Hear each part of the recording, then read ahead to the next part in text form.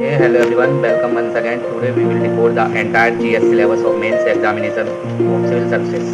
So, it is very necessary for all of us to know each and every points of mains syllabus because this will provide us the view how we can write in multiple dimensions. So, it is the first step for every aspirant to know the entire syllabus of UPSC. So, today we will decode the syllabus of GS papers. So UPSC has all UPSC has explicitly mentioned this syllabus. So let's we discuss the whole syllabus. So we should start first from GS paper 1. तो GS paper 1 की बात कर लेते हैं. GS paper 1 में जो भी की सब्जेक्ट्स हैं उसको पहले हम डिस्कस करते हैं, like Indian heritage and culture, ये आर्ट एंड कल्चर का एस्पेक्ट है. Second history. मेंस में हिस्ट्री आती जो है वो ओनली मॉडर्न हिस्ट्री आती है, लेकिन जो कि आर्ट एंड कल्चर पूछते हैं तो वो उसका ओवरलैप हो जाता है एंशिएंट मिडिवल से. Third is geography, geography of the world and India, ठीक है. And third fourth element sorry society, society Indian society. तो इसका सिलेबस हम 1 बाई 1 डिस्कस करने जा रहे हैं. तो अच्छे से सुनिए और एक एक वर्ड जो भी मैं बोलूँगा वो मेंस सिलेबस के लिए बहुत इम्पोर्टेंट है और कहीं ना कहीं इसी से एक्सप्लिसिटली क्वेश्चंस पूछे जाएंगे, इसके बियॉन्ड नहीं पूछे जाते. मेंस में एक्चुअली क्या है कि यूपीएससी ने जो बता दिया उसी से पूछेगा, तो ये सेशन लंबा भी हो सकता है, पेशेंस रखें. तो let's we discuss point number 1. Indian culture will cover salient aspects of arts forms, literature and architecture from ancient to modern times. This is the first point in GS paper 1.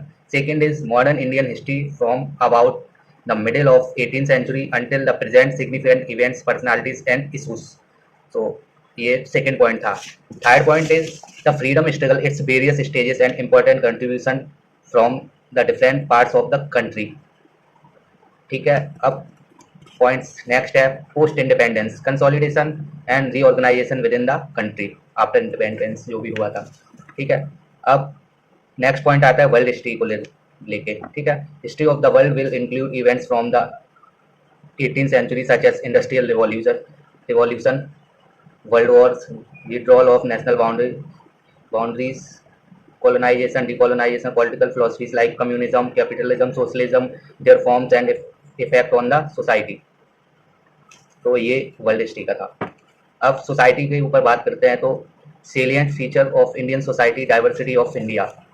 ये एक बस नाम के लिए line है, इसमें decode करने के बाद बहुत से डाइवर्सिटीज़ जो भी हैं, religious, socio economic, ethical, multiple diversities India में एग्जिस्ट करती हैं एज वी नो.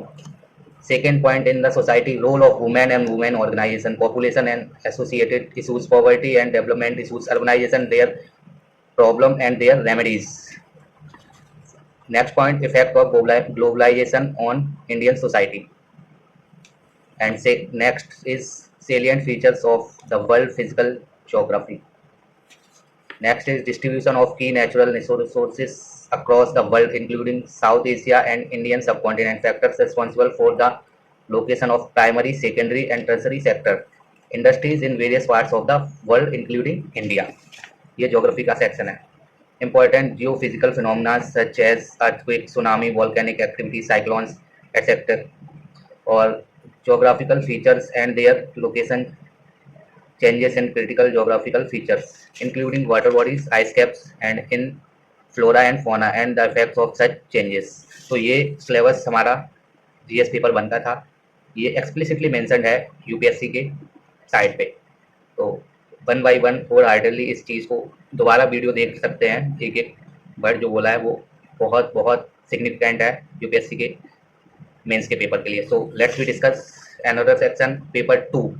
तो पेपर 2 ऑफ जनरल स्टडीज़ की बात करते तो इसमें कोर सब्जेक्ट्स मैं पहले डिस्कस करता हूँ. Governance, constitution, polity, social justice and international relations. International relation एक ऐसा सब्जेक्ट है कि स्टूडेंट्स के द्वारा बहुत ही इग्नोर किया जाता है और हल्के में लेते हैं कि देख लेंगे, मेंस नहीं देखेंगे, प्रीज के टाइम तो पढ़ते भी नहीं हैं लोग.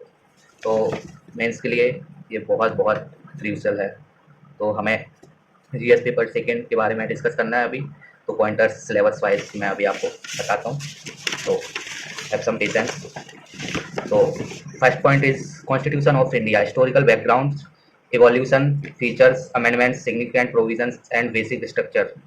बेसिक स्ट्रक्चर डॉक्ट्रिन की बात करते हैं तो एक केस याद आता है, केशवानंद भारती केस। 13 जजेस की बेंच थी और 7-6 से ये पास हुआ था, एक जज की मेजोरिटी की वजह से, तो वो फेवर में आ गया था बेसिक स्ट्रक्चर्स डॉक्ट्रिन। अब second point, functions and responsibilities of the union and the state, issues and challenges pertaining to the federal structure, devolution of power and finance up to the level of local level and challenges there in separation of powers। ये third point है, separation of power between various organs, dispute redressal mechanism and institution। fourth point is comparison of Indian constitutional schemes with that of the other countries।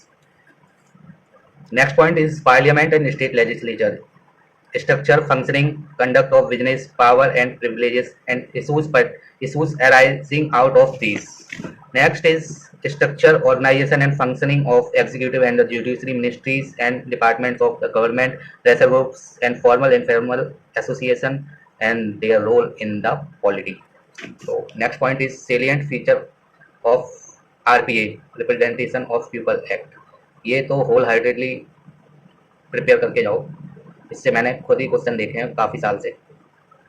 Next point is appointment of various constitutional post, powers, functions and responsibilities of various constitutional bodies. Next is statutory, regulatory and various quasi judicial bodies. ये points हैं, इसके अंदर काफी vast है syllabus, तो ये ऊपर का सिलेबस है, इसको डिकोड करना उसके लिए मैं अलग सेशंस लूंगा, और डिकोड के लिए काफी लेंदी लेक्चर्स होंगे और we can say long duration वाले होंगे, तो मैं 1 बाय 1 लूंगा एक एक लेक्चर। तो next point is government policies and intervention for development in various sectors and issues arising out of their design and implementation. Next is development process and development industries, the role of NGO, self help groups, various groups and association, donors, charities, institutional and other stakeholders. Welfare scheme, ये next point है, welfare schemes for vulnerable sections of the population by the centre and states and the performance of these scheme, mechanism, laws, institution, bodies constituted for the protection and betterment of these vulnerable sections। next point is issues relating to development and management of social sector services relating to health, education and human resources। ये social justice का part है। issues relating to poverty and hunger, important aspect of governance, transparency and accountability, e-governance, application, model, success, limitations and potential, citizen charter। ये wholeheartedly prepare होना चाहिए before the mains examination. Citizen charter, transparency, accountability and institutional and other measures. Next point is role of civil services in a democracy, जो कि हम तैयारी कर रहे हैं, एक्सप्लिसिटली मेंशन है यूपीएससी के द्वारा। Next is India and its neighbourhood relation, ये IR का सेक्शन है। Bilateral, regional and global groupings and arrangements involving India and और affecting India's interest, affect of policies and politics of developed and developing countries on India's interest, Indian diaspora, Indian diaspora जो कि हमारी country के लोग बाहर रहते हैं तो इसको इंडियन डायस्पोरा बोलते हैं, explicitly mentioned here.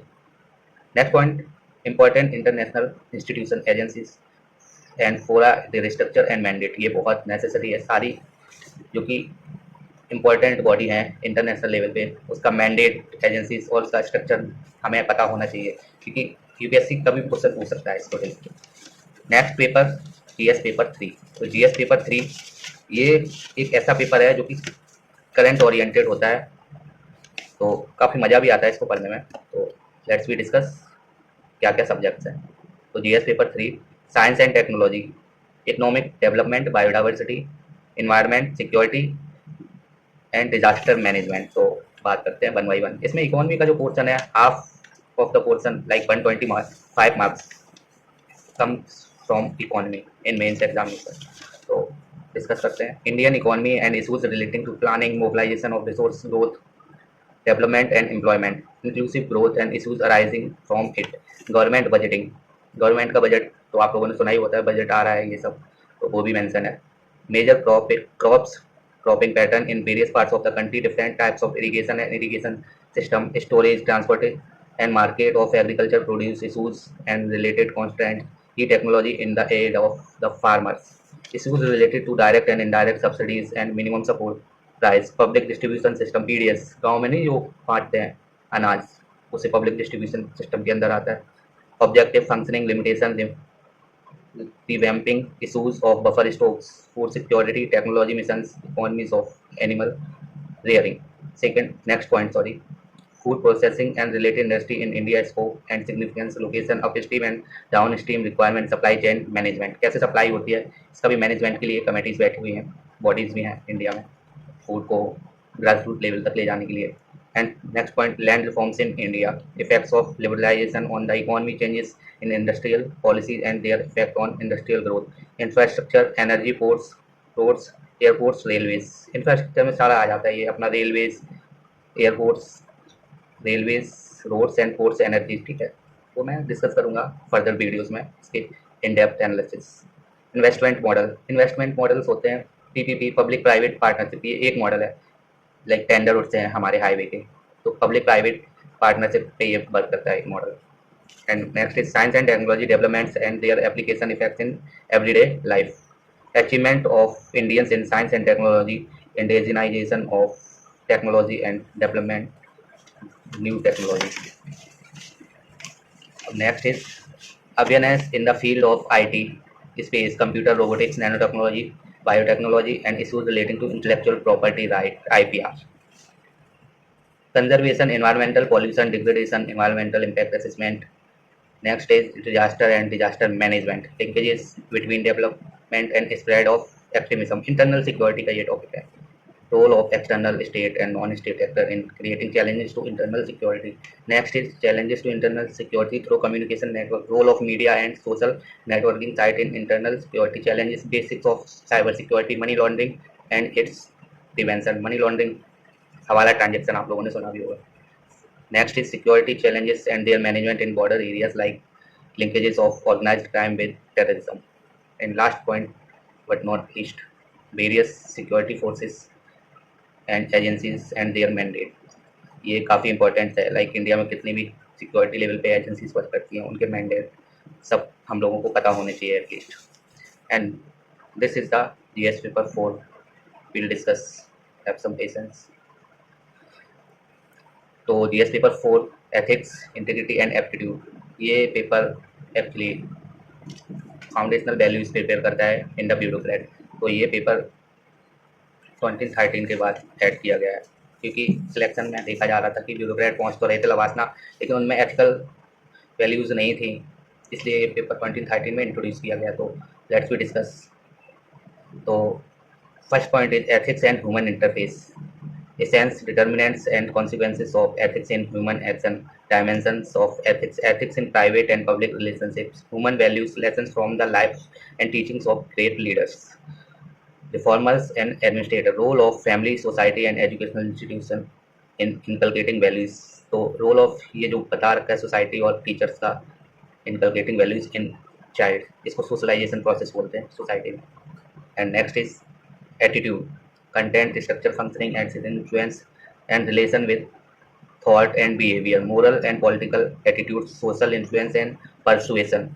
Next point is aptitude and foundational values for civil services: integrity, impartiality and non-partisanship, objectivity, dedication to public service, empathy, tolerance and compassion towards the weaker section. ये होना चाहिए एक civil servant में, जो कि requirement है, लिखा हुआ है. Next point is emotional intelligence, concepts and their utilities and application in administration and governance. Next point is contribution of moral thinkers and philosophers from India and the world. And next is public civil service values and ethics in public administration, status and problems, ethical concern and dilemmas in government and private institution, laws, rules, regulation and conscience as a source of ethical guidance, accountability and ethical governance, strengthening of ethical and moral values in governance, ethical issues in international relations and funding corporate governance. Next is probity in governance, concept of public service, philosophical basis of governance and probity, information sharing, transparency in government, right to information, codes of ethics, codes of conduct, codes of ethics and codes of conduct. ये आना बहुत बहुत must है एक civil service aspirant में। ये personality preparation के दौरान ही बनती है हमारी। And next is citizen charter, ये तो गवर्नेंस में भी था, तो ये पेपर 4 में भी है। Work culture, quality of service delivery, utilization of funds, challenges of corruption, ये सारी पेपर में हमारे दे रखा है। And next is case studies on the ever topic. 125 marks की केस स्टडीज आती हैं जो कि एवर टॉपिक मैंने बताए। पेपर 2 पार्ट्स में डिवाइड होता है, आई मीन 2 सेक्शन में, सेक्शन 1 एंड सेक्शन 2। सेक्शन 1 में ये सारा थ्योरेटिकल एस्पेक्ट था जो कि मैंने जीएस पेपर 4 में अभी डिस्कस किया है। एंड सेक्शन बी में इसके ऊपर केस स्टडीज आएंगी। तो ये सारा होल सिलेबस था हमारा जीएस पेपर 4 के लिए। ऐसे के लिए मैंने अलग सेशन बनाया हुआ है, आप देखो, उसके लिए मैं आगे भी फर्दर वीडियो बनाऊंगा। सेशन 1.2 भी आएगा, सॉरी 1.2 या 2.0 बोल सकते हैं। तो ये आज का जो सेशन है इसे होल हार्टेडली काफ़ी बार देखो, ये सिलेबस बहुत बहुत क्रूशियल है हमारे लिए। मेंस के एवरी एस्पेक्ट्स को टच किया है मैंने आज, और इसको जैसे भी कर पाऊँ मगअप करो, या फिर जब भी तैयारी कर रहे हैं तो इसे स्टार्ट करो कि अपनी डेस्क पे चिपका के, क्योंकि जो भी आप न्यूज़पेपर में पढ़ोगे कोई भी पॉइंट आएगा तो वो आप जब सिलेबस में देखोगे ना तो उस हिसाब से अपने ब्रेन को स्टॉर्मिंग करोगे, और एग्जाम्पल भी अगर कोई दे रखा हो न्यूज़पेपर में तो उसे आप इनकलकेट करोगे अपने नोट्स में। So have a nice day to all of you, stay motivated and do your best in this preparation.